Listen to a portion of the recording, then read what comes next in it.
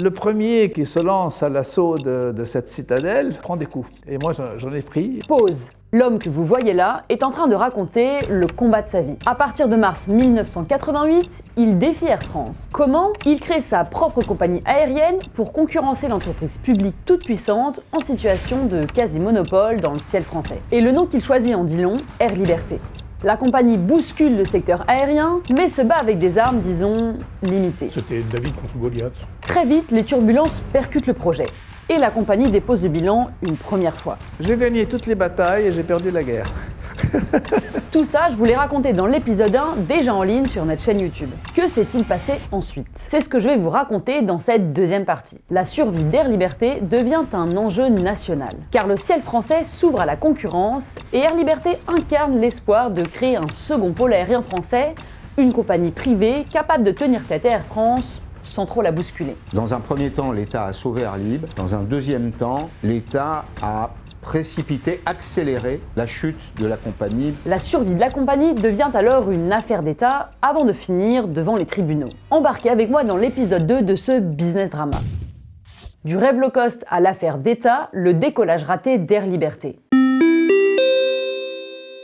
On est au milieu des années 1990 et les petites compagnies françaises ont du mal à s'imposer face à Air France. Plein de petits flibustiers arrivent un peu de droite à gauche avec les moyens du bord. Denis Finsilbert est journaliste aux Échos, il suit les transports et il a rédigé des dizaines d'articles sur le feuilleton Air Liberté. À l'époque, c'est que le meilleur gagne. On jette les cartes en l'air et puis on verra celle qui se retombe à plat et de face ou de profil. Mais cette stratégie ne fonctionne pas. Air Liberté est d'abord rachetée par British Airways qui tente de redresser la compagnie, mais elle échoue et la revend à Swissair. Pour créer une grosse compagnie face à Air France et être rentable, ces gros propriétaires tentent de fusionner des petites compagnies françaises très différentes. Les réflexions commencent sur le thème il faut faire des mariages, même si c'est de la carpe et du lapin. Air Liberté fusionne avec la compagnie régionale Touraine Air Transport, Air Outre-mer qui dessert la Réunion et la compagnie régionale Air Littoral.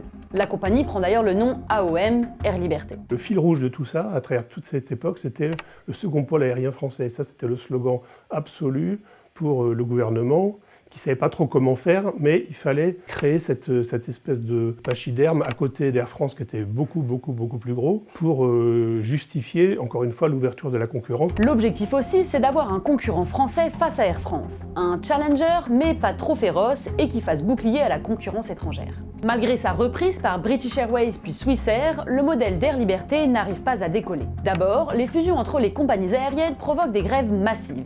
Les équipages s'affrontent sur les différences de salaire et d'avantages. Ensuite, la flambée du prix du carburant plombe les comptes. Et pour ne rien arranger, le déploiement du TGV grignote peu à peu la rentabilité des lignes domestiques. Air Liberté n'en finit pas de perdre de l'argent. En 2000, elle cumule 2,4 milliards de francs de pertes, soit 549 millions d'euros aujourd'hui. Et elle ne survit que grâce à son propriétaire, Swissair, qui la rend floue désespérément. Mais Swissair fait faillite et l'entraîne dans sa chute. C'est un nouveau crash, le deuxième pour l'entreprise, qui dépose le bilan le 15 juin 2001. 5160 employés se retrouvent sur le carreau. En 2001, Air Liberté tente un ultime redécollage sous le nom d'Air Libre. C'est le début des pires turbulences de son histoire. La compagnie a un nouveau commandant, Jean-Charles Corbet, qui la reprend à la barre du tribunal de commerce. À 49 ans, c'est un pilote d'Air France et ancien président du syndicat des pilotes. Il s'est fait connaître en 1998 à la veille de la Coupe du Monde de football en menant une grève massive. Sa proposition, se concentrer sur les Outre-mer, l'Algérie et les lignes rentables en métropole.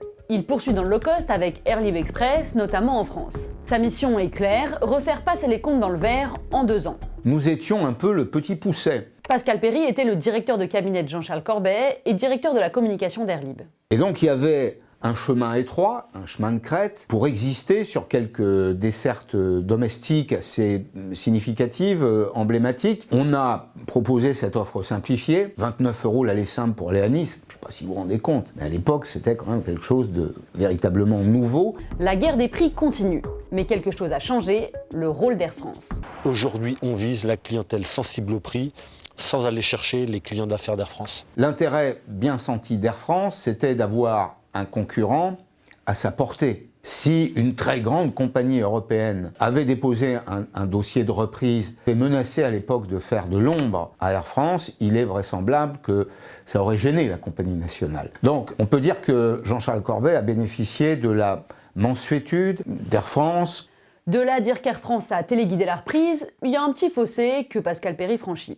Au départ, le programme d'Air Libre est co-construit avec Air France. Personne ne vous aura jamais dit ça. Moi, je vous l'affirme. C'est-à-dire qu'on n'était pas très loin d'une situation d'entente, en réalité. Le patron d'Air France de l'époque, Jean-Cyril Spinetta, lui, nie avoir piloté cette reprise. En revanche, les deux compagnies ont bien travaillé ensemble, mais ça ne va pas aider Air Libre à s'en sortir.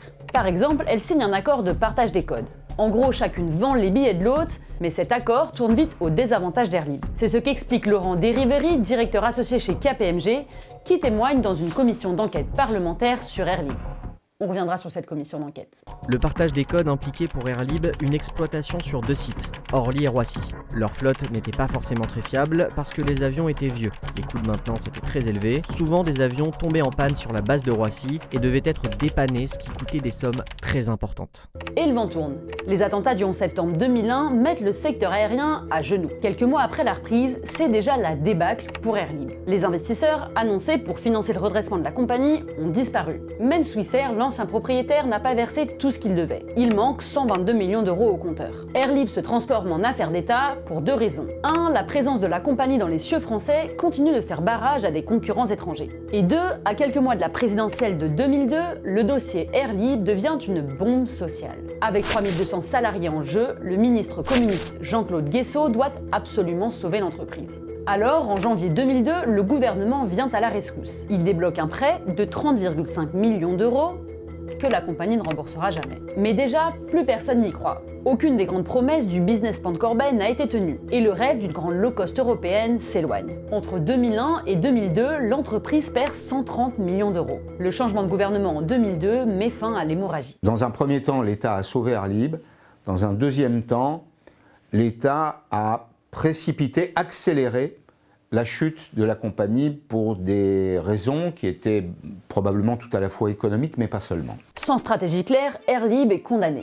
Pour la nouvelle majorité de droite au pouvoir, Air Guesseau, comme ses détracteurs l'appellent, c'est fini. À peine 1 an et demi après sa reprise par Corbet, Air Libre est placé en liquidation judiciaire. Mais après le crash, Air Libre va encore faire parler d'elle en mal. Car l'échec retentissant du second pôle aérien français et les millions d'euros d'argent public engloutis pour rien éveillent les soupçons. Et si Jean-Charles Corbet n'avait jamais vraiment voulu sauver Air Libre, mais plutôt profiter de son passage à la tête de la compagnie pour s'enrichir personnellement? C'est ce que certains commencent à se demander. Quelques jours après l'effondrement d'Air Libre en 2003, le parquet de Paris ouvre une enquête préliminaire sur d'éventuelles malversations financières. Jean-Charles Corbet est placé en garde à vue. Le souci, c'est l'argent qui a circulé entre la holding Allco, créée par Corbet pour acheter Air Libre, et ses filiales aux Pays-Bas et au Luxembourg, deux paradis fiscaux bien connus. En parallèle, une commission d'enquête parlementaire rend un rapport sévère. Air Libre enquête sur une débâcle annoncée. 900 pages pour tenter de comprendre où sont passés les 130 millions d'euros de fonds publics versés pour sauver la compagnie.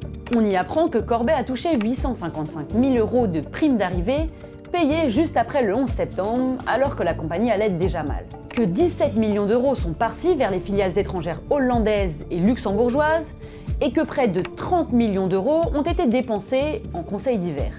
Autant d'argent qui n'a jamais servi à redresser Air Libre, pourtant en chute libre. Les montants en cause et la rapidité de leur versement jettent un doute sur les motivations de tous ceux qui avaient été membres de l'équipe de reprise. Alors, est-ce qu'il y a eu des erreurs de gestion? Probablement. Probablement des maladresses de gestion, probablement des erreurs de communication et aussi un climat, de façon générale, qui était devenu très hostile. Jean-Charles Corbet est reconnu coupable d'avoir détourné 15 millions d'euros. En 2010, il est condamné en appel à 4 ans de prison, dont 1 an et demi ferme pour abus de confiance et abus de biens sociaux, à 300 000 euros d'amende et 3 millions d'euros de dommages et intérêts à verser avec son avocat. Air Libre laisse derrière elle 45 000 précieux créneaux d'atterrissage et de décollage. Et c'est une compagnie britannique low cost qui va rafler les miettes. EasyJet récupère 7 000 créneaux, Air France en récupère 2 000. Résultat, en 2004, soit une quinzaine d'années après l'ouverture du ciel à la concurrence, Air France représente encore 72% de l'activité des compagnies françaises. Merci beaucoup d'avoir suivi ce Business Drama. Racontez-nous en commentaire si vous êtes déjà monté dans un avion Air Liberté, on est très curieux. Et abonnez-vous.